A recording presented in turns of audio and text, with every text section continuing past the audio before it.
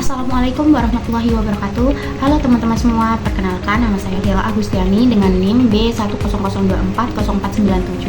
Di sini saya akan menjelaskan tentang rasio keuangan PT Mineral Sumber Daya Mandiri Tbk yang beroperasi di bidang investasi. Yang pertama yaitu ada profil perusahaan dari PT Mineral Sumber Daya Mandiri Tbk.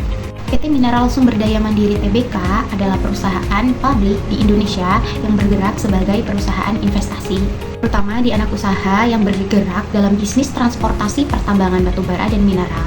Didirikan pada tahun 1990 sebagai PT Asia Kapitalindo yang semula awalnya bergerak di bidang efek atau sekuritas. Sekitar tahun 2017 sampai tahun 2018, perusahaan mengambil alih PT Rizky Batu Licin Transport, anak usaha yang bergerak di bidang transportasi batubara.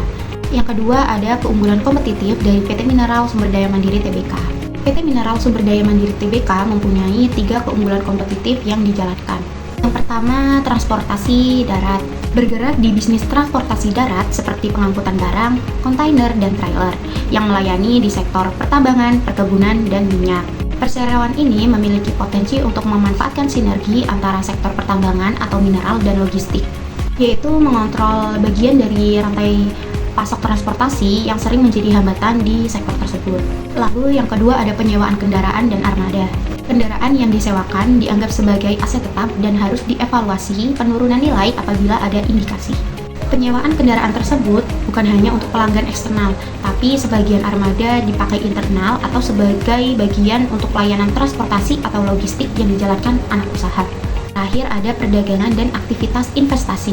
Perseroan juga melakukan kegiatan investasi, diantaranya melalui pengelolaan portofolio investasi serta investasi jangka panjang dan jangka pendek, sebagaimana tercatat di neraca keuangannya. Yang ketiga yaitu menghitung rasio keuangan dari PT Mineral Sumber Daya Mandiri Tbk. Pertama ada current ratio. Cara menghitungnya yaitu aset lancar dibagi dengan kewajiban lancar atau biasa disebut dengan liabilitas jangka pendek.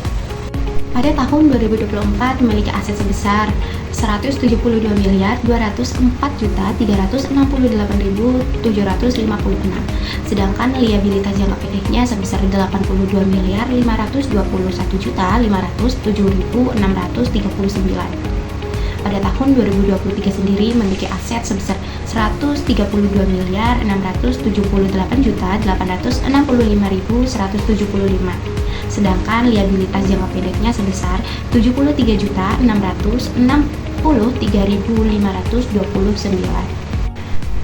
Lalu, aset lancar dan kewajiban lancar pada kedua tahun tersebut dihitung, sehingga menghasilkan pada tahun 2024 dihasilkan angka 209, sedangkan tahun 2023 1,80.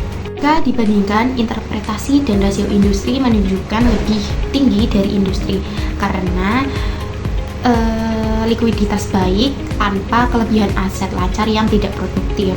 Yang kedua, menghitung rasio keuangan dengan cara debt to equity ratio dengan rumus total utang dibagi total ekuitas. Pada tahun 2024, total utang sebesar 168.298.293.367. Total ekuitasnya 188.191.693.593. Sedangkan tahun 2023, total utang sebesar 132.883.054.676.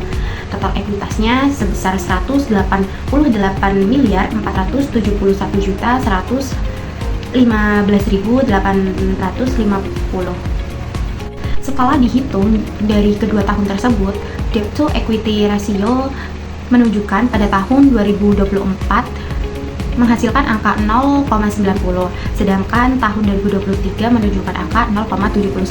Jika kita bandingkan lagi antara interpretasi dan rasio industri menunjukkan lebih rendah industri karena perusahaan memiliki struktur modal yang kuat dan resiko keuangan yang rendah. Yang terakhir yaitu kesimpulan. Kesimpulan dari current ratio yaitu perusahaan pada tahun 2024 memiliki likuiditas baik daripada tahun 2023.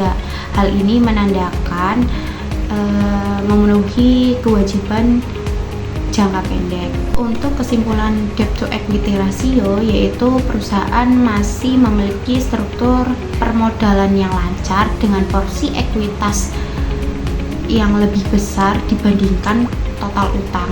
Nah, bisa teman-teman lihat juga grafik dari kedua cara tersebut.